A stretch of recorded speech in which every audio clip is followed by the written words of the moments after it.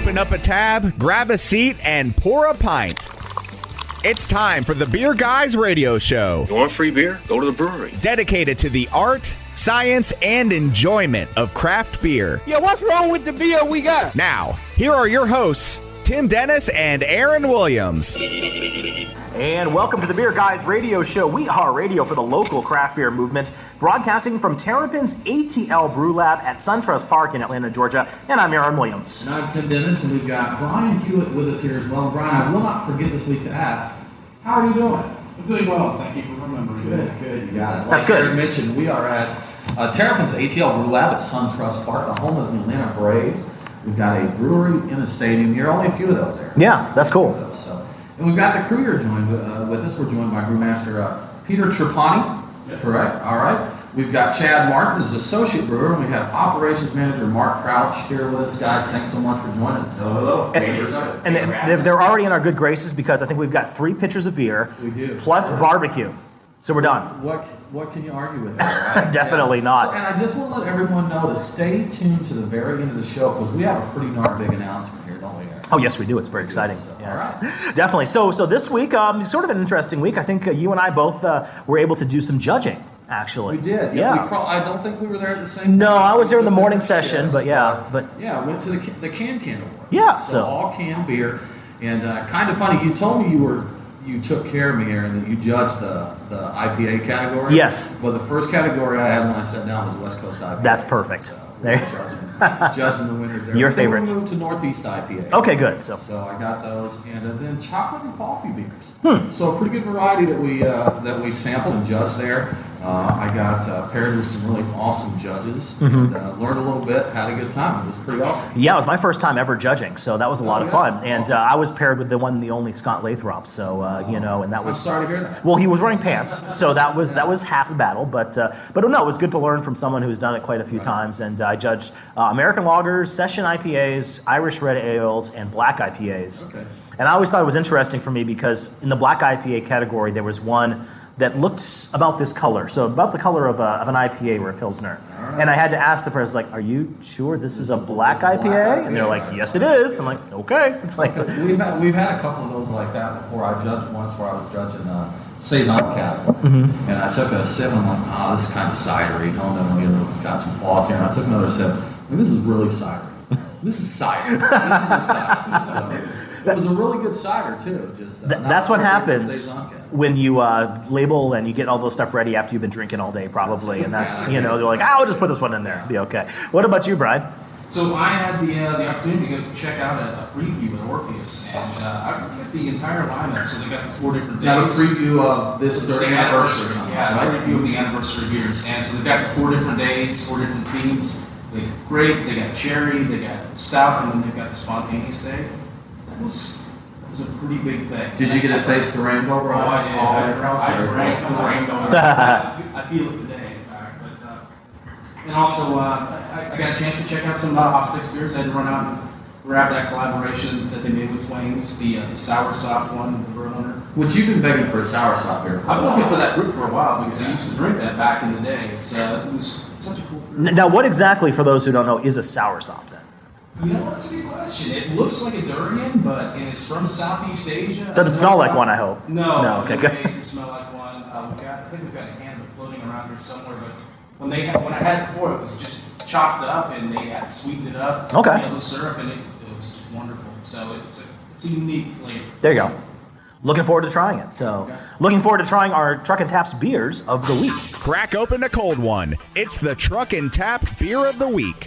Craft beer and food trucks in downtown Woodstock. Truckandtap.com. Okay, Tim, what do we got? You know what we're going to do? We're going to drink a lot of beers. We did a little pre-gaming Yep. with some new ones from Creature Comforts. We had their Tritonia with cucumber and lime and their Galactic Space Circus IPA. I love that beer. So we really enjoyed those. And then from here on out, we're getting knee-deep in Terrapin Brew Lab. Yeah, we are. And I've already had their dry Irish stout. And Mark, I'll let you tell a little bit. We've got a table full here. What are some of the beers we're going to sample today? Sure. So we've got Provitor, which is a Dopplebock. Really nice malt forward. Also a good amount of alcohol in there as well. We've got our mild English mild, it's called Mild Day. And then we grabbed some of our Munich Helles right off the right tank for you guys. Excellent. All Helles beers.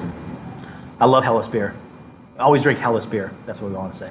Anyway, that's my bad. Hellas? Yes, see, there you go. I wasn't being safe for radio, but that's okay. We're good to go. Let's go ahead and check out this week's headlines. What's in the news? The beer guys have the scoop. Extra, extra, read all about it. Time for headlines. All right, Brian, numerous headlines abound. What do we got? We've got a bunch of interesting stuff. So we've got some bad news for people making some experimental beers we've seen lately.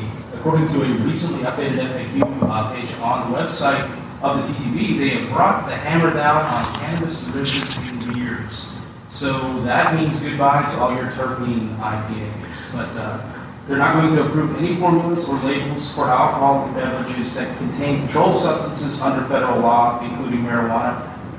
And that it's defined as marijuana as all parts of the cannabis sapia plants and its derivatives, with a few certain specific exclusions, and those exclusions are not terpenes, by the way. Okay. So the exclusions are things like hemp seed oil, sterilized hemp seed, non-resinous mature hemp stalks, and that's about it. So you got to get the approval, and you're not going to get it, so you're never going to see a terpene beer out there, not legally anyway. No terpene oil, nothing with any CBD or THC in it, correct? Yeah, none of that. That was not included in the exclusions list. So it's and you have to be clear and accurate with the hemp products you do use in your product. You cannot indicate that the ingredients are from a controlled substance. So you can't say this is ganja beer, and you can't indicate that people might think the contents will have the same effects as a controlled substance. So you can't say this beer will get you high. I think that's all common sense. Yeah, but wasn't the guy from Blue Moon doing a marijuana beer, and that was his point, is this is going to get you high, right? So it was, I think it was an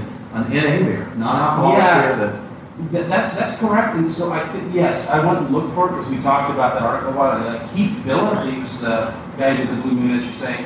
Non-alcoholic THC beers, I think because they're non-alcoholic, they're no longer an alcoholic product. Yeah. So you might be able to speak by it. Okay. Yes, they don't have you registered with the TTB, but so it's registered with the state, and since he's in Colorado, well, their state's legal. If it has any trace amounts of alcohol in it from the fermentation process, he could get in trouble. That's true, yeah. Even though he doesn't intend for that to happen. So. Mark, do you happen to know what the limit is for something to be considered actual non-alcoholic? I am not exactly sure beer. I don't know. It's fairly low because kombucha usually is non-alcoholic, and it's got a tiny bit of alcohol. The actual kombucha, they had to change the process of commercial kombucha a while ago because it had to be pasteurized because it was continuing to ferment on the shelves and bump it off the bottom limit. Sweet. It'll do that. It could blow up the bottles. It could do that. I don't want that either. Okay. It's a dice roll. Exactly. There you go. That's right.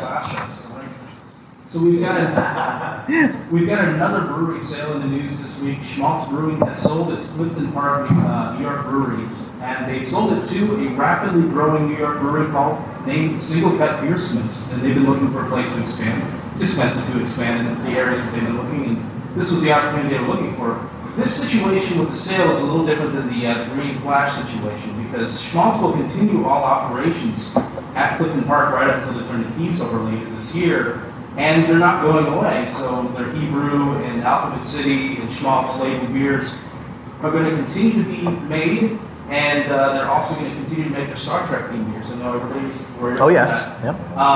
And they're going to gypsy brew, basically. Their plan is to gypsy brew, but at the same time, the gypsy brewing, they're opening up a tasting room and a bottle shop somewhere in New York as well. So they're closing the brewery, going backwards kind of in the process from what most people do, but also opening up a bottle shop. So I'm a little confused by that whole strategy. So they're almost outsourcing their core beers and then actually focusing on some of their smaller batches then, it looks like. And they're not going to brew any on their own, are they? Oh, okay. I wasn't sure that, yeah. Outsourced, right? Well, it's brewing partners, so I assume that, I think in one of the articles I read, the guy said that he usually didn't directly do the brewing himself. He's more the creative end. He left it up to people he hired to do it. And it's going to be a continuation, but yeah, effectively it sounds like it's outsourced. So Contract gypsy, something along those exactly. They're calling it gypsy, I think, because that's more fashionable, but that's what they're doing. So that was interesting. We're going to take a quick break right now. You're listening to the Beer Guys Radio Show, beerguysradio.com. We'll be back with a crew from Terrapin's ATL Brew Lab at SunTrust Park.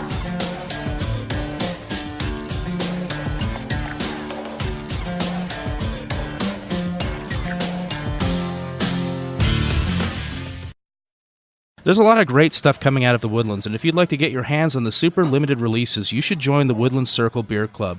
Your membership will get you 6 unique and different beers from the Woodlands, awesome Woodlands Circle Stemware, a $25 beer tab, and some other cool perks during your time as a member. Series 2 will start this summer and feature more great wild ales and barrel-aged dark beers. Get yours now for just $149. Find out more and join now at sweetwaterbrew.com/club. That's sweetwaterbrew.com/club. Craft beer forged with a reverence for tradition and new styles that start a revolution. Ironmonger Brewing. The brewers at Ironmonger Brewing pride themselves at being masters of barrel-aged, hoppy, and sour beers. They invite you to their taproom in Marietta to taste and see. Also, visit their barrel room with an intimate drinking experience with great live entertainment. Keep up to date on all things Ironmonger by liking them on Facebook. Ironmonger Brewing, establishing a new standard in craft beer.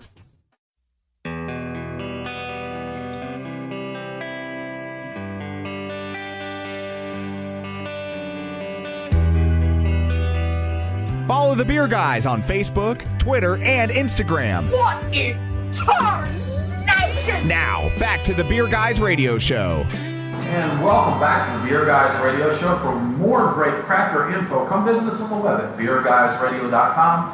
We're back at the Terrapin ATL Brew Lab at SunTrust Park. We're going to talk to Peter, Chad, and Mark about their amazing beers. Absolutely. So, easiest question. Peter, now let's talk a little bit about your background. You started off at Pizza Port in San Diego, then completed the UC Davis Master Brewers Program before brewing at Sierra Nevada. How big is it? I mean, that's some pretty big breweries out there. That's a big jump. That's a pretty big jump, over to here, where you're running off of quite small. So how'd you make that transition, and what are the advantages of working in a small place like this? Well, like you said, my first stop on there was Pizza Port, which is a small brew pub in San Diego area. So when this opportunity came up, it was an opportunity for me to kind of get back to my roots and get to kind of back to being creative again. When I was at Sierra Nevada, I was assistant brewmaster. I was overseeing the brew house productions. Brewing a lot of pale ale, a lot of torpedo. Didn't have as much of an opportunity to be as creative. Here, I'm brewing a lot of interesting, at least I think are interesting, beers, brewing what I want to drink, and kind of scratch that itch. So.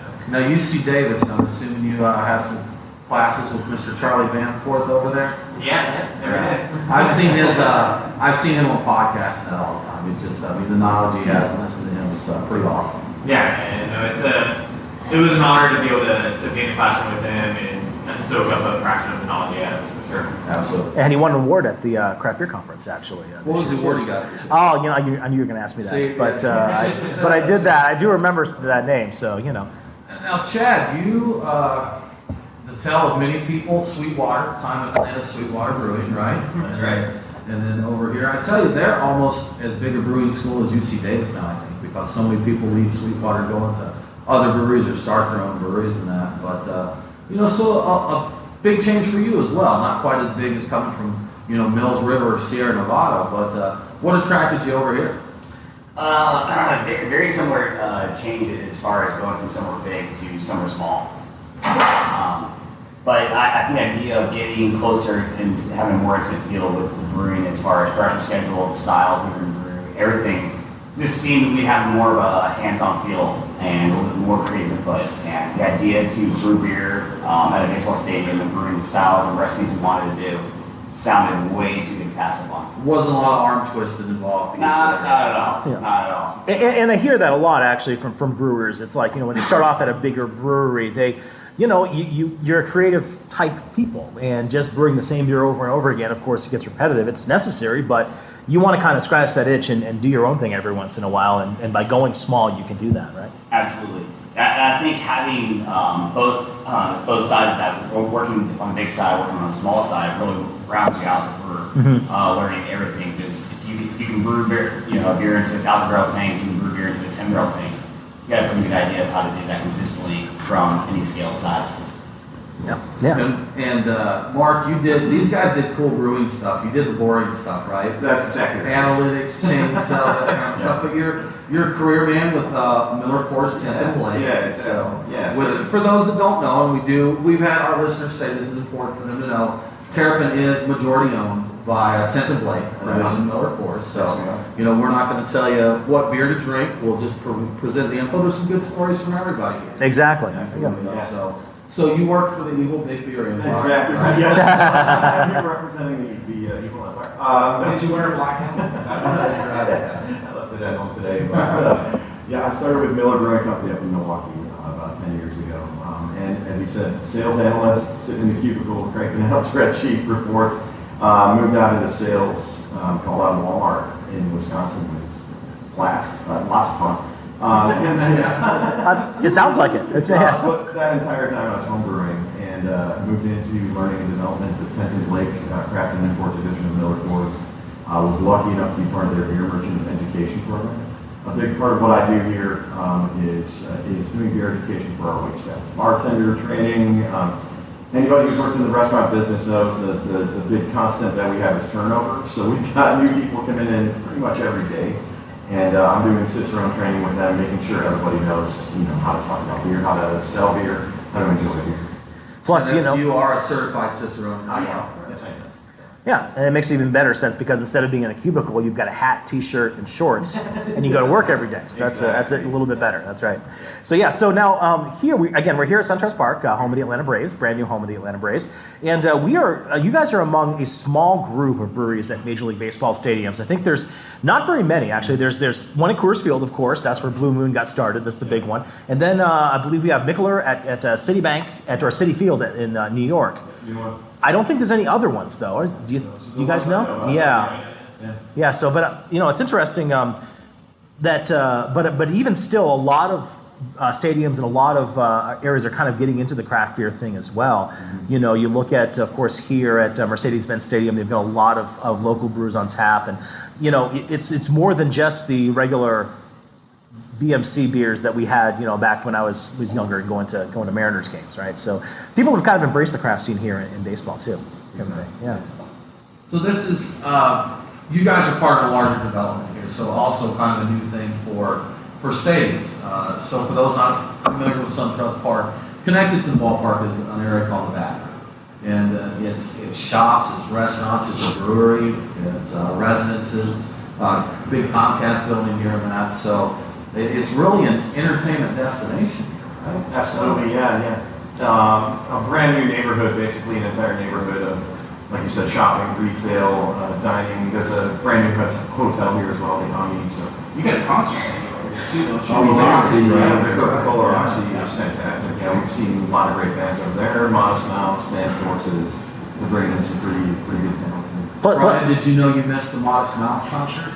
Oh darn. Okay. He's a big fan. He's a big fan. Well, no, I think after this show, we're going to go across the street there, the Pro Bull Riders tour. So we're going to do some bull riding afterwards. So that's again. Yeah, absolutely. Again, I know. Listen, that's it. There you go. Yeah. So guys, there's again, big change coming from big breweries to this operation. But on game days, I imagine this gets pretty jumping here. So what are the main differences, or what are there main differences, major differences to brewing in Major League Baseball stadium?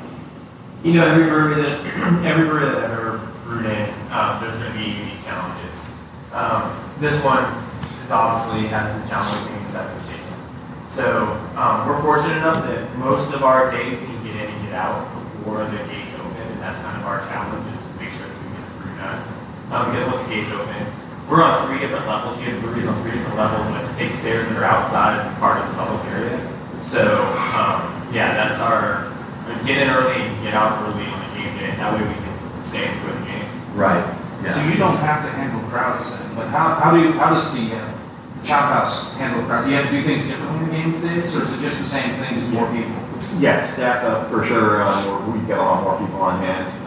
Just trying to manage like 35,000 people coming in for a beer all at the same time. All at once. Yes. Yeah. So that 7th inning stretch, be ready. Right. Rain delays are great too. Oh, I bet. Yes. Now, another claim to fame to the ballpark here, they are the first and only Waffle House in the nation that serves beer. Yes, that's right. Yes, and I want to give a shout out to our friends in Houston, Texas, and What's on Tap Radio, because they suggested we actually do a show from the Waffle House. I like that. James and Chad, that's a great idea. We're going to work on it. Scattered, smothered, covered, and drunk. If you want another great beer show, check out What's on Tap. There you go. Those guys are awesome. Yeah.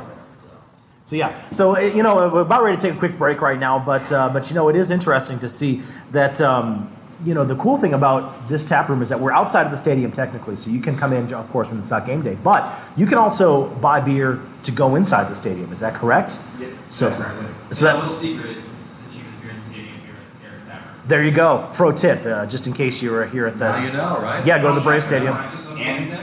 No. So, yes, so come in here, get the great fresh beer, and then go watch the game, and then try and avoid the crowd and go back for your beers here at the Terrapin Tap Room. That's cool. Absolutely. We're going to go ahead and take a quick break right now. You listen to the Beer Guys Radio Show. We're talking to the crew at Terrapin ATL Brew Lab, and we'll be back right after this.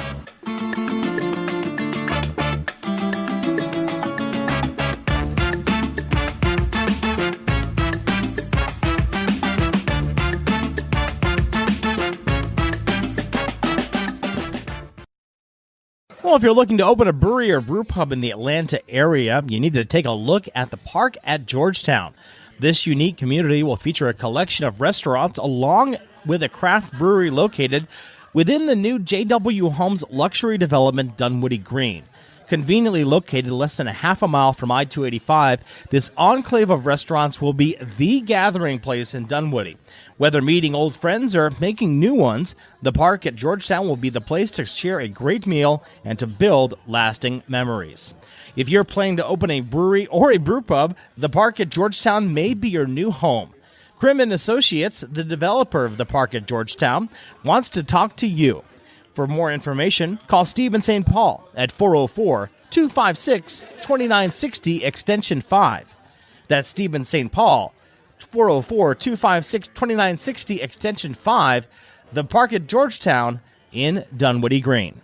We are Reformation Brewery, celebrating the reformer in you. Locally crafted within the renowned Etowah watershed of Woodstock, Georgia, Reformation creates yeast-forward brews full of aroma and flavor crafted to last. Come see us in beautiful Woodstock, Georgia, for a tour and tasting of unique brews that you can't find anywhere else. Reformation Brewery, set beer free. ReformationBrewery.com.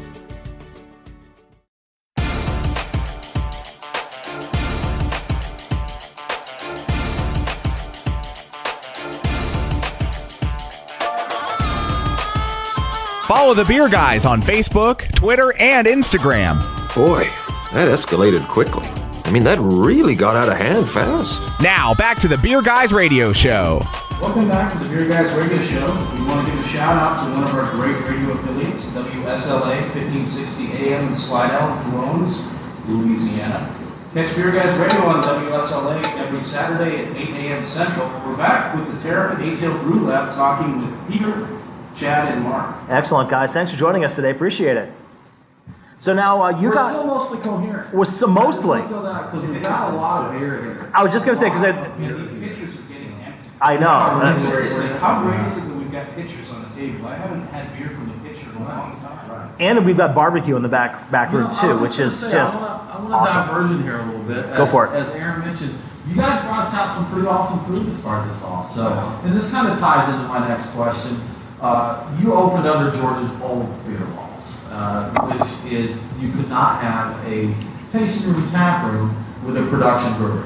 Since Terrapin is a production brewery, they could not open a brew lab 3rd tier, 3 tier, and all that.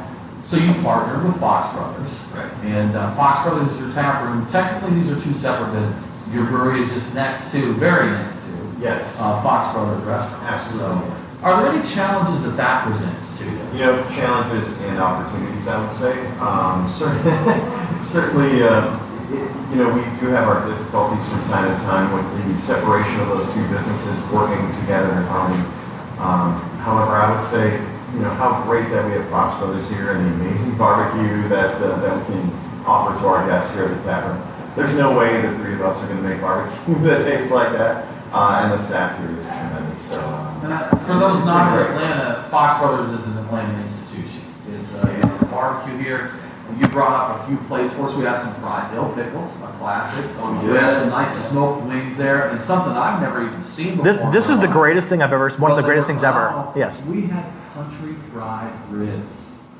It was just a nice tender rib, batter fried with some, it looked like a Southwest kind of sauce with it there, but that was pure genius. That was barbecue genius. Yeah, I like to take credit for that all, but And the thing about those ribs is like they were about like 2 pounds a piece. Like they had a ton of meat on them, and they were so good. That's why the small forklift was on the table. That's good. I appreciate that. I need this small forklift to get me out of here now. So it's good. Yes, that's key.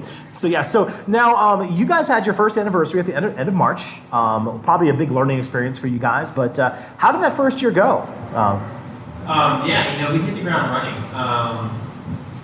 Both Chad and I were hired at the end of February and tasked with opening the brewery and getting beer on tap last year by opening day, which was unbelievable. It was no small feat. Yeah. So we did that, which was a huge accomplishment. And then the rest of the year, we played catch up until the baseball season ended. So trying to keep beer on tap, just cranking out beer as fast as we could. We got a chance to take a little bit of a breather at the end of the baseball season.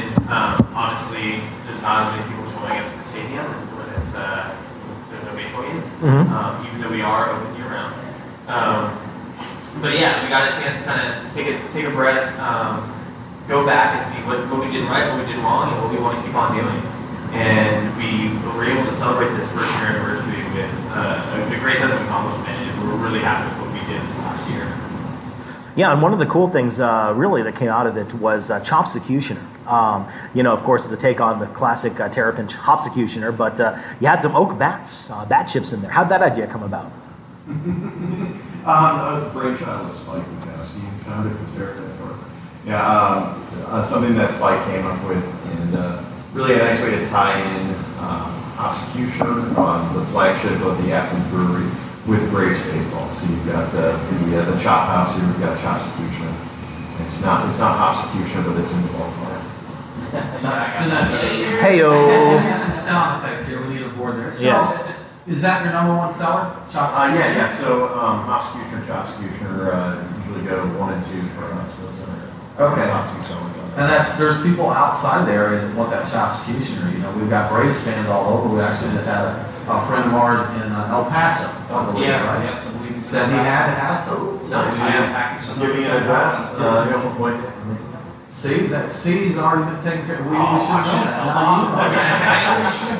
Yeah. But yeah, we are in 4-pack, 16-ounce cans on that now, coming out of our Athens Brewery. So we're all over Braves country, not quite to El Paso, Texas. Not quite out there. Yeah. All over the place. So I gotta ask, are there going to be more beers with baseball bat chips in them? Possibly. I'm thinking maybe the walk-in bar, the coffee doctor bar. The walk-in bar. Is there a possibility of that? Yeah. Having some baseball chips in it or something Yeah, else? straight over here on Baseball chips. Oh yeah. Baseball chips, that wouldn't be good. Yeah, that's yeah. Chips, some kind But of maybe that's an idea that they could do. 1 ace on baseball and 1 ace on the bat. So. I've got an idea too. I've got an idea. A George Brett beer with pine tar in it. So make a Brett beer. Look at that. See, look, I'm full of ideas. It's great. There's no charge on this. Exactly. There you go. That's it. Now, one thing that I was super impressed with, and Chad, I think it was you and I were chatting on Facebook when we first, and you told me, I didn't even know this at the time, and I've been up here, I'd had a beer, had some water. The chat before I meet break on Facebook. Yeah, well, it was, yes, just and it worked, man, because here we are, right? So, that's right. But just the variety of beers you guys brew, and that's something, a lot of people talk about variety, and there was Monday Night Brewing did an IPA release recently, and it was posted on an Atlanta forum, not an Atlanta beer forum, just an Atlanta forum. And they just, oh my gosh, another IPA, this and that. Now, that said, people love their IPAs, but there is a nice group of people that want some variety. They want the Dopplebocks, they want the miles, they want, those options there. And you guys are brewing those kinds of beers here, correct? Absolutely. That's a huge part of what we hang our hats on. I think when you go to a brewery, I think one of the first things you look at outside of the sea, the things around you, you look at little tap lists and see what's available. And I think the best breweries, the best tap rooms you happen to have the best experiences are when you happen to have a lot of different things available. I love breweries that have a ton of IPAs, and I think just the fact that you can have something different and have a multitude of that goes on. I think that makes a great experience. Yeah. So I think that's something that we've been really happy with, and I think having different English ales, different Euro style or lagers, just things to choose from outside of what your normal IPA platforms, I think is a huge thing for us. Yeah, and it's something that goes well with the food, of course, and also something that's for the most part relatively low ABV. So you can have a couple, go to the ballpark in Atlanta in August when it's 60 million degrees outside, and not have that affect you as much. You can have a couple of them. Right, absolutely. Yeah. I would say our volume and our tank capacity helps us a lot with that. Having 6 fermenters, 4 bright tanks allows us to produce small batch beers and to churn them out pretty quickly. As well as the fact that we have a lot of people coming to the stadium, whether it's for baseball games or whether they're just going through the battery. So if we sell through the beer fairly quickly, that allows us to brew a lot more through batches. Sure. So I think last year we brewed 40 different unique beers. That to me was a huge accomplishment. Again, I love IPAs, and I love to brew IPAs all day long, but there's something I absolutely love about brewing lagers and brewing English ales and brewing anything else. And it keeps you on your toes too. Yeah, that said, we still brewed a handful of IPAs here. Our most popular beer was kind of our flagship house brand is On Deck IPA. It's not on tap all the time, but we try to keep it on as often as possible. But yeah, that is something that the three of us talked about was if you want a hoppy IPA, we do have the Terrapin core brands. We have Hop Fusion, we have High Five, we have Breck Ale. You can get a hoppy beer here. This is an opportunity for someone to come in here and try maybe a style they haven't had before. An English Dark Mild, a Dopplebock. It's a great experience. Have one find it, kind of explore. Yeah, but I tell you, for me, I would love to have that dry Irish stout. A couple of those watching the baseball game for me. I mean, it's a dark beer. A lot of folks wouldn't equate that necessarily, but it's got a low ABV. It's dry. It's just a really nice drinking beer. I'd love to just hang out at the baseball. Yeah. Exactly. I'm just going to drink the Dopplebock. There you go. You go. There you go. You're listening to the Beer Guys Radio Show. We do need to take a quick break, but we'll be back very shortly with more from the Terrapin ATL Brew Lab.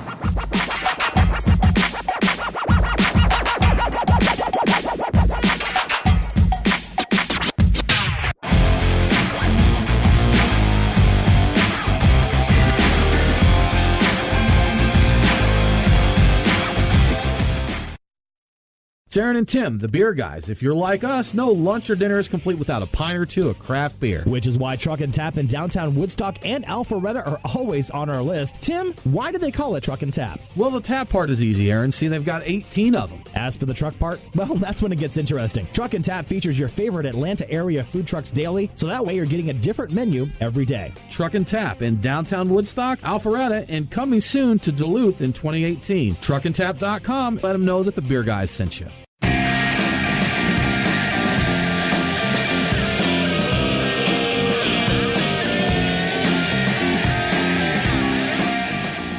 Follow the Beer Guys on Facebook, Twitter, and Instagram. Roger. What's our vector, Victor? Now, back to the Beer Guys Radio Show. And welcome back to the Beer Guys Radio Show, beerguysradio.com. Follow us on the socials, Beer Guys Radio on Facebook, Twitter, and Instagram. We are in Atlanta, Georgia, talking with the crew at Terrapin's ATL Brew Lab. And we are here at SunTrust Park, which is home of the Atlanta Braves, the playoff-bound Atlanta Braves, at least for now. So we don't want to jinx anything. The first place Atlanta Braves, exactly. So between breaks, we kind of try to pin you in on a bet. So let's talk about this. So if the Atlanta Braves make the playoffs, or when the Atlanta Braves make the playoffs, you guys need to brew at a barrel-aged Imperial Stout just in time for the playoffs. Just in time for the I think that'll work, right? Can we have that commitment? It's gonna be at least 13% and a pastry stout. Wow, Brian's taking it. Oh, I think that's what we agreed on. Okay, there you go. The playoff race, and we're supposed to barrel age it all within 3 days. You can do that. That's fine. You know, you've got that. Exactly. No problem. Okay. Make some oat tincture like Brian's hot tincture. There you go, and just move that in. You'll be good to go. That's it. Good stuff. Now, you guys just released a couple new beers here in the tap room. So, what's the newest stuff you have on tap here? Yeah, so we just tapped our red IPA. It's called High and Inside. Really nice red IPA. It's got some really interesting amber notes, highlights to it. Beautiful beer. 8.8% ABV. We brewed that with some old school hops, Simcoe, Chinook. Nice. Trying to go with that old school day. Yeah, I like it. And then we've got a Vienna style lager. Just a really nice, clean amber lager. We're trying to bring amber lagers back. That's going to be the next big style. Amber You heard it here lagers first. straight again. Yes. Well, those are great. Again, combining with the barbecue, I think, because it's got a little bit of smoky quality. They're a little bit that dark, but they got a body. Yeah, it really is. Now, are you guys cautious with brewing a little higher ABV because you are at a ballpark where people tend to just hammer them down? Yeah, I think that it's something that we think about. We don't want to go too high in alcohol. I think that we always want to be able to make sure that we have a lower ABV option. We do have a couple higher alcohol beers. We have our export South 7 cent, the Browmator Dopplebock is 7.8, and then we're coming out with the 8.8% double red IPA. But we also have, like I said, the English mild, English bitter, Hellas, the piano lager. So we're trying to keep a wide range so people don't get too much. I mean, that could be a fun experiment. Put everything 9% or higher, 10% or higher. Just one game day, just do it all night, just observe people. That might not be a good idea. Yeah, see, Mark's with me. Okay, good. I want to make sure. All right. So that's, we mentioned briefly, you guys are the R&D wing, our brewery for Terrapin, which Terrapin has their production facility over in Athens, Georgia. You guys get to have fun here and do a lot of small batch stuff and that we talked about. But like you mentioned, don't avoid the place if you're an IPA guy because you got the hoppy options here for everybody as well. Something for everyone at the Brew Lab. But what's it like being R&D? Do they send requests over? Does Spike come over and knock on the window? And it's like, hey, exactly. So it kind of happens both ways. So this last year, our first goal was making sure, our number one priority is making sure we have beer on tap. Don't want to go to the Terrapin Taproom and not have beer on tap. That'd be a problem. So as I mentioned earlier, we hit the ground running, try to keep beer on tap.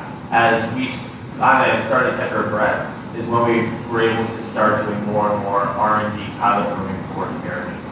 So yeah, it goes both ways, whether Spike comes with us with an idea, a recipe that he's been thinking about, or whether we are working on something that we take to Athens and say, hey, what do you guys think about this? We've got some good feedback. And we're kind of formalizing that process now that we're entering into year 2 and really trying to get a nice formal process of new beer experimentation for Athens. And so hopefully one day people will be trying a beer next year in a can from Terrapin. This tastes a lot like something I had at the Braves game last year. Sure. And of course, Spike Bukowski of Terrapin, he is one of the head brewer, one of the co-founders of Terrapin Beer. So he's the big muckety muck in charge. There you go. Exactly. I think our volume and our capacity helps with that as well. I think since we're not as restricted to larger vessels and others can draw that, we're able to effectively put out a little more beers in smaller batches, smaller volumes. So one of our examples from this last year was we brewed a Dopplebock called Doppelplay. And one of the first beers when I ever got this job, I started kind of thinking about different beers we could brew, different things. I was thinking, well, I love wing and bake. It's probably my favorite Terrapin beer. Yeah. I love chocolate coffee with little stouts. How cool would it be to produce a Doppelbock and age that on coffee? You call it Walking Bock. Brian just fainted with happiness. Yes. No pun intended. Yeah. So, well, we did. It was essentially we brewed a 10-barrel batch of Doppelbock and used Munich for the base malt, and it was a pretty traditional Doppelbock. And we put 5 barrels of it into one tank and put 5 barrels into another tank that happened to have Ethiopian coffee from a local roaster. Todd from Firelight Roasters is over in West Midtown. Mm-hmm. Really cool guy. So we were able to do that and kind of conduct that experiment, and the beer was incredible. It was just as we kind of imagined it might taste like. What would a Doppelbock taste like with coffee? And Todd from Firelight hit it out of the ballpark. Again, no pun intended. All of these baseball puns. Ethiopian coffee kind of gives it a lighter, blonder roast that wasn't too roasty and too astringent, and it just matched up perfectly with Doppelbock. And I got to say, we had the coffee Doppelbock, and we have to agree it was great. Really good. Yeah, Thank you. That was really nice. That was a great beer. So something we brushed on briefly, Mark, but we want to talk about a little bit more because it is a hot topic in the beer world. Yeah. And Pete Coors recently made some news in that. So there's a battle going on, and I'll say this. I want to put my statement out there, my position on this right now. A few years ago, I was adamantly against big beer. I think there are things that certain big beer companies do, and I believe AB InBev is probably the worst one, that is intentionally meant to hurt craft brewers, and it's bad for breweries. I know I haven't seen that as much with Miller Coors. I know there's this thing going on with Stone right now that's a little iffy, but as we started going to the show, Aaron, and we talked to people from Goose Island, and we realized that there's still a lot of local connection, even if a brewery is a settlement. And that, I mean, we're sitting here talking with you guys, you know, and you're a local brew pub for all intents and purposes here. But it's understandable that there would be people that have an issue with this. For me, it's a huge gray area, and something that I kind of handle case by case basis. I have a local connection to Terrapin. You know, I know Spike Bukowski, I know Leah that works over at Terrapin, I know you guys, I know a lot of people. So for me, it makes it a little different. Right. But what are your guys' thoughts on that? As far as being owned by big beer, being craft beer, is there a place for everybody to play together here, or is it? Are they opposed to each other? Sure. And I mean, obviously, we're not here to shy away from the fact that we have a huge relationship with Miller Coors. There are definitely pros and cons to that. I'm not here to tell you that I'm slamming the Kool-Aid and everything is great. We definitely agonize over decisions that we make. On a day-to-day basis, are we doing the right thing for our beer drinkers, for the consumer? I've been with one of the big brewers for my entire career in beer, so I'm gonna have Chad and Peter chime in. What is it like for them going from a small independent, a large independent, over to Miller Coors? I'm more than happy to answer that question. I worked at a couple craft breweries. I mentioned earlier, I worked at Clifton Park in San Diego, a small brew pub, and I worked at Sierra Nevada. And given an opportunity to come here, for me, in terms of my day-to-day, what has changed for me is that I have more creativity, which is something that you wouldn't expect someone that works technically from other boards to say. But that is the absolute truth. Also, we work in a venue that most craft breweries wouldn't be able to provide. We're in a ballpark that comes with a price tag. And that competition for being in here wasn't great. We were able to do it. This is an opportunity for us, and it's an amazing experience that we can come here, we can brew the beers we want to brew, have complete creative control, and it's as craft as I have ever been. You make a good point that we would have not seen a Georgia brewery in a ballpark if it wasn't for the 10th and North Course connection. We would have had a silver bullet in front of Absolutely. And that's what I've told the folks and friends that if Terrapin not been acquired by Miller Coors years before, this could have drawn this person's people who knew for a silver bullet brewery. And Peter coming back to Sierra, coming back to Sweetwater, I mean, who knows what would have happened. I mean, I'll want to point out one other thing. I mean, Chad has come over now and he works for Miller Coors.